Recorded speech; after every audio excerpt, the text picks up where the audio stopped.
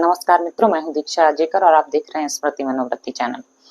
चलिए तो अब प्रारंभ करते हैं। Next topic Culver, Lawrence Culver. तो लॉरेंस कॉल्वर को पढ़ेंगे आज। तो सबसे पहले उनका इंट्रोडक्शन देख लेते हैं, उनके बारे में जान लेते हैं। लॉरेंस कॉल्वर एक जर्मन मूल के अमेरिकन मनोवैज्ञानिक थे, जो नैतिक विकास के सिद्धांत के जनक के रूप में भी इन्हें जाना जाता है।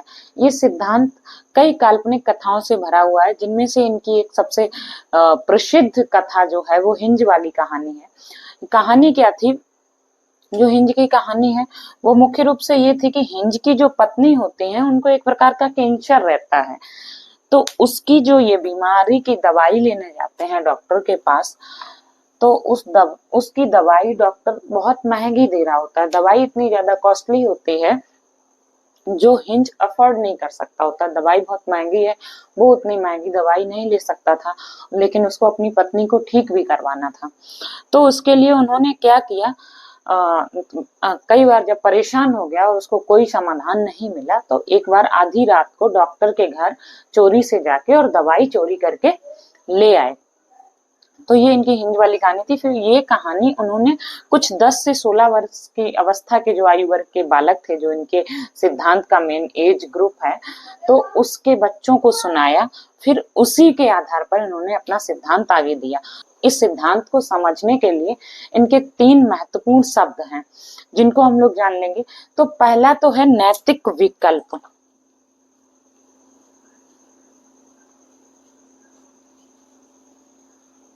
नैतिक विकल्प, जब कोई 2 सिचुएशन है हमारे पास, मान लो कि एक सिचुएशन ए है और एक सिचुएशन बी है। अब इन दोनों में से हमको सिलेक्ट करना हो कि किसी एक का चयन करना है, तो इसमें जब हम असमंजस की स्थिति में आ जाते हैं, तो ये इनकी पहला टर्म है। एक तो पहली स्थिति होगी। उसके बाद जो सेकेंड टर्म है नैतिक तर्कणा।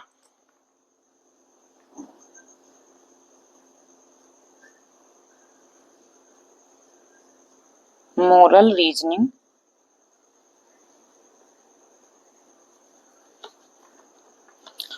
ये जो नैतिक तर्कना है, ये क्या होता है? नैतिक तर्कना वो होती है कि जब हम 2 विकल्पों में से, जैसे हमारे जो 2 विकल्प ए और बी लिए से, उनमें से किसी एक का चयन करने के लिए होने वाली जो तार्किक चिंतन की प्रक्रिया है, जब हम सोच रहे होते हैं कि ए ले लें या बी ले लें, कौन सा लें, तो किसमें क्या मतलब हमारी कौन सी सिचुएशन के लिए हमारे लिए कौन सा यूजफुल है, कौन सा यूजलेस है, ये सब हमारे थॉट्स में, जो माइंड में जो थॉट्स चल रहे होते हैं, जो प्रक्रिया चल रही होती है, जो चिंतन प्रक्रिया चल रही होती है, इनमें से कौन सा ले लें, ये नैतिक तर्कणा के अंतर्गत आता है।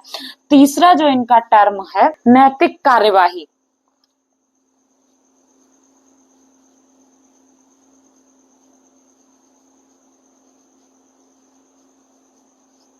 मोरल एक्शन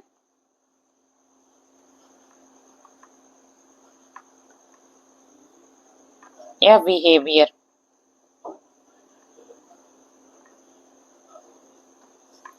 तो जो नैतिक कार्यवाही वाली प्रक्रिया है, इसमें क्या होता है, नैतिक तर्कणा द्वारा जब हम चयनित विकल्प को व्यवहार में उतार लेते हैं। नैतिक कार्यवाही मतलब जब हम एक फैसले पे पहुंच जाते हैं कि हमको ये वाला विकल्प चुनना है, और उसको अडेप्ट कर लेते हैं, अपने जो बिहेवियर है उस पर कार्यवाही एक साथ प्रारंभ कर देते हैं, उस पर कोई एक्शन ले लेते हैं और अपने उस एक्शन के थ्रू अपने बिहेवियर में ले आते हैं। तो वो स्थिति जो है वो नैतिक कार्यवाही या मोरल एक्शन के रूप में जानी जाती है। अब बात करते हैं कि कॉल्वर के सिद्धांत के 3 चरण हैं, तो इनके प्रत्येक चरण के 2-2 उपचरण भी हैं। कॉल्वर के अनुसार उनकी अंतिम उपावस्था सार्वभौमिक नैतिकता पर बहुत ही कम लोग पहुंच पाते हैं। जैसे कि गांधी जी हो गए, मार्टिन लूथर हो गए, अब्राहम लिंकन हो गए, स्वामी विवेकानंद, तो बहुत कम लोग हैं जो उनकी अंतिम अवस्था है, जो अंतिम उपचरण भी है सार्वभौमिक अवस्था, वहां तक पहुंचते हैं, ऐसा कॉल्वर साहब का मानना है। और ये जो सिद्धांत है, ये सिद्धांत इनकी प्रसिद्ध पुस्तक the psychology of moral development में दिया गया है। पुस्तक का नाम यहाँ लिख देते हैं, द साइकोलॉजी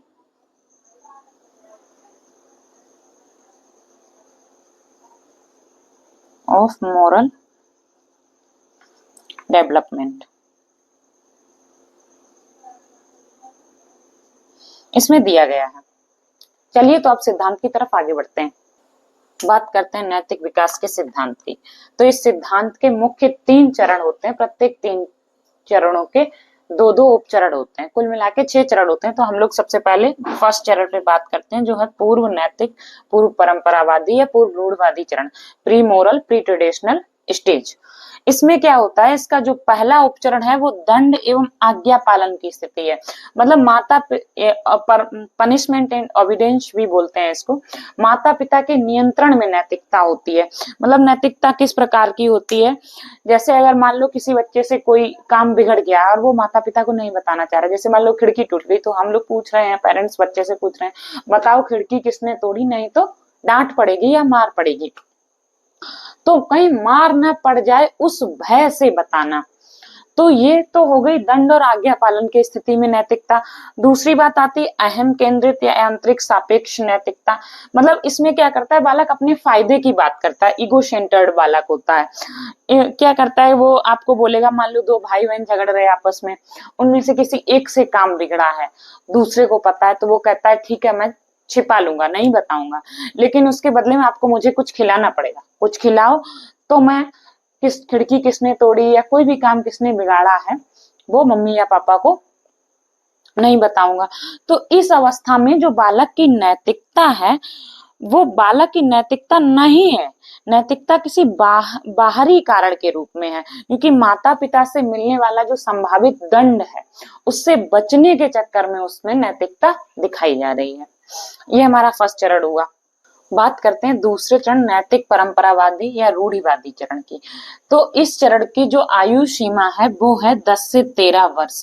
पिछले वाले चरण की आयु सीमा शायद मैंने आपको नहीं बताई, तो वो 3 या 4 वर्ष, क्योंकि कहीं कहीं 3 से 10 वर्ष बोलते हैं, कहीं कहीं 4 से 10 वर्ष बताया गया है। तो हम लोग 3 या 4 से 10 वर्ष दोनों ही पढ़ लेते हैं। वैसे क्वेश्चन में कभी ऐसा नहीं होता कि 3 और 4 दोनों ऑप्शन दिए गए हैं, बाई चांस अगर कभी दिया भी गया है तो आप 3 को सिलेक्ट करिएगा, वैसे दोनों साथ में होना मुश्किल ही है। अब इस चरण की बात करते हैं, नैतिक परंपरावादी या रूढ़िवादी चरण। तो इसका जो पहला उपचरण है अच्छा लड़का अच्छी लड़की अवस्था या गुड बॉय और गुड गर्ल अवस्था। तो ये जो स्टेज होती है, इस स्टेज में क्या होता है, बालक माता पिता की वाहवाही पाने के लिए, उनसे अच्छे अच्छे शब्द मिले या जो भी अपने से बड़े हैं उनकी वाहवाही पाने के कारण जो उनके आज्ञा पालन है नैतिकता को अपनाता है। जैसे कि बाइक तेज चलाना अच्छी बात नहीं होती है बेटा, तो बालक सोच रहा है हाँ पापा मना कर रहे हैं, बाइक तेज चलाना अच्छी बात नहीं होती, अगर तेज नहीं चलाऊंगा मैं अच्छे से चलाऊंगा तो पापा शाबाशी देंगे, तो शाबाशी देंगे, इस चक्कर में वो उनकी बात मानता है।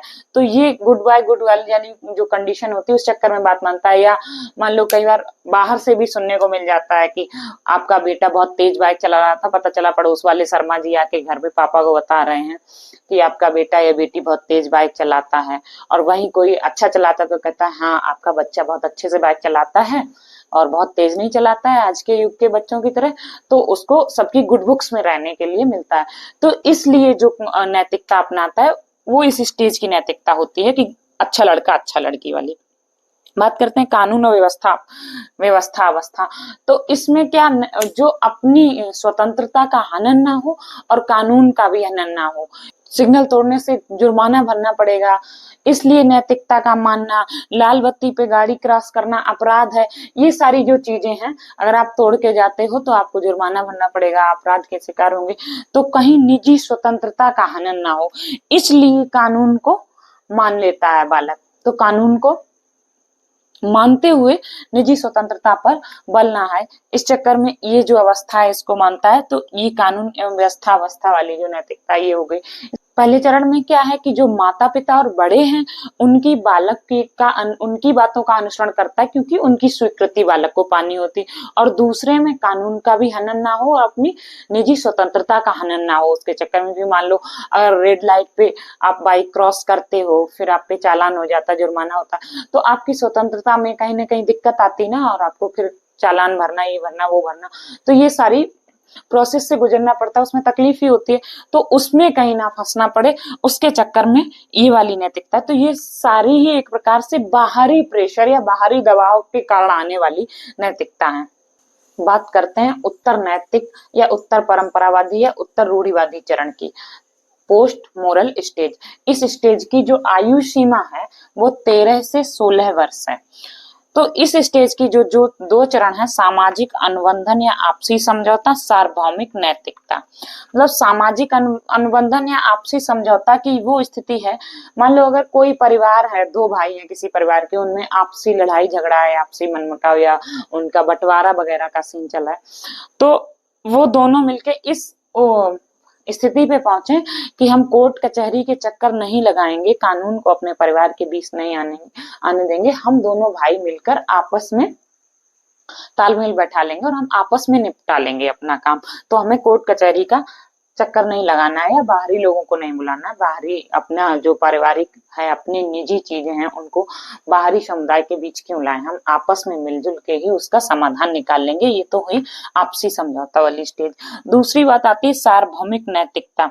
सार्वभौमिक नैतिकता के अंतर्गत क्या है कि अगर मान लो खाना कम है या कोई भी चीज है, तो हम लोग कह देते कि मैं भूखा रह लूंगा या मैं भूखी रह लूंगी, आप खा लो। परिवार में ज्यादातर होता है कि अगर बाई चांस कुछ कम पड़ जाता है तो माँ कह देती है मुझे भूख नहीं है या मैं नहीं खाऊंगी, बच्चों को बोल देती है आप लोग खा लो।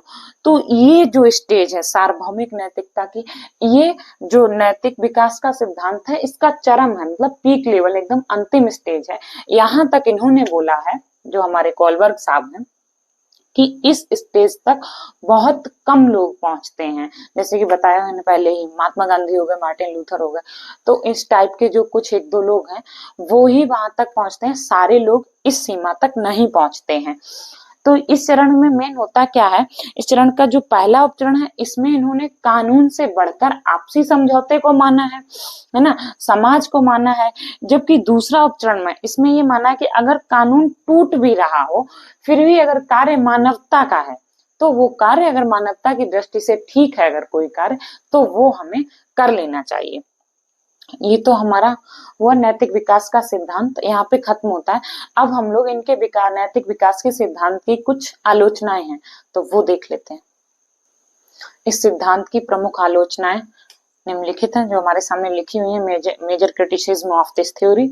तो सबसे पहली जो इनकी आलोचना है, जिसको सबसे बड़े पैमाने पे देखा जाता है, कि इनका जो सिद्धांत है, इसमें इन्होंने सिर्फ बालक नमूनों पर लिया है। इसमें किसी भी बालिका या गर्ल, लड़कियों का प्रयोग नहीं किया गया है। लड़कियों पे कोई भी प्रयोग ना किए जाने के कारण इन्हें लिंग पक्षपाती होने का भी इन पे आरोप लगाया जाता है कि इन्होंने किसी भी लड़की या किसी भी बालिका के ऊपर कोई प्रयोग नहीं किया, क्योंकि ये एक लिंग पक्षपाती मनोवैज्ञानिक है।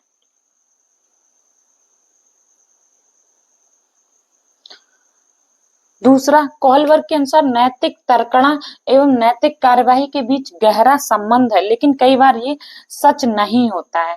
कैसे सच नहीं होता है कि जैसा मैंने बताया आपको कि नैतिक तर्कणा, जब आप ए और बी में से किसी एक डिसीजन तक पहुंच जाते हैं, एक डिसीजन तक पहुंचने के लिए जो आप चिंतन की प्रक्रिया चल रही होती है, वो नैतिक तर्कणा होती है। उसके बाद जब आप किसी डिसीजन पे पहुंच जाते हैं, तो वो नैतिक कार्यवाही की स्थिति होती है। पर इसको कई लोगों ने सच नहीं माना है, क्योंकि कई बार हमारा क्या होता है कि हम कोई दो पॉइंट्स पे अटके हुए हैं, बहुत ज्यादा कंफ्यूज हो जाते हैं, तो उसके बाद क्या होता है कि दोनों ही के साथ सेटिस्फाइड नहीं है, दोनों के साथ सही तालमेल ना बैठ पाने के कारण हम दोनों ही आइडिया ड्रॉप कर देते हैं और किसी तीसरे की तरफ चले जाते हैं। तो इस जगह पे ये बात जो इन्होंने बोली है, ये खारिज हो जाती है, इसलिए इसकी आलोचना की गई। तीसरी बात जो है, यह भी उनकी आलोचना है कि किसी कर्मचारी का तर्क करने पर निष्कर्ष पर पहुंचना कि घूस लेना नैतिकता के खिलाफ है, और व्यक्ति फिर भी घूस लेता है, तो वो किस प्रकार के निष्कर्ष पे पहुंचा है। और अगर वो निष्कर्ष पे पहुंच ही गया कि घूस लेना नैतिकता के खिलाफ है, फिर भी वो घूस ले ही रहा है, तो उसमें कहां से नैतिकता आ गई। उसके बाद जो इनका अंतिम है कि कॉलबर्ग मानते थे कि ये जो सिद्धांत है उनका, वो दुनिया के प्रत्येक समुदाय में, प्रत्येक सोसाइटी में, या दुनिया के सभी प्रकार की जितने भी कल्चर्स हैं, संस्कृतियां हैं, उन सब में लागू होता है। जबकि ये तो संभव ही नहीं है कि कोई भी कोई भी हम लोग का ये हो जाए, सिद्धांत हो जाए, कोई भी चीज प्रत्येक परिस्थिति में, प्रत्येक प्रकार की संस्कृति में लागू नहीं हो सकती, क्योंकि प्रत्येक संस्कृति के अलग अलग नॉर्म, कल्चर, वैल्यूज होते हैं, उनके अपने अपने रिचुअल्स, रीति रिवाज होते हैं, तो वो उस हिसाब से चीजें फॉलो करते हैं। तो कोई भी एक चीज किसी, मतलब दो कहते हैं ना कि एक समान शायद जो लक्षण होते हैं वो सेम ट्विंस तक में नहीं होते हैं। ज्यादातर चीजें सेम हो सकता हूँ, लेकिन कहते हैं ना व्यक्तिक भिन्नता कहीं ना कहीं पाई जाती। तो एकदम एक चीज पूरी तरह से प्रत्येक व्यक्ति पे लागू हो जाए, प्रत्येक सोसाइटी के प्रत्येक व्यक्ति पे लागू हो जाए, ये कह पाना थोड़ा मुश्किल होता है। तो ये भी इनकी एक आलोचना है।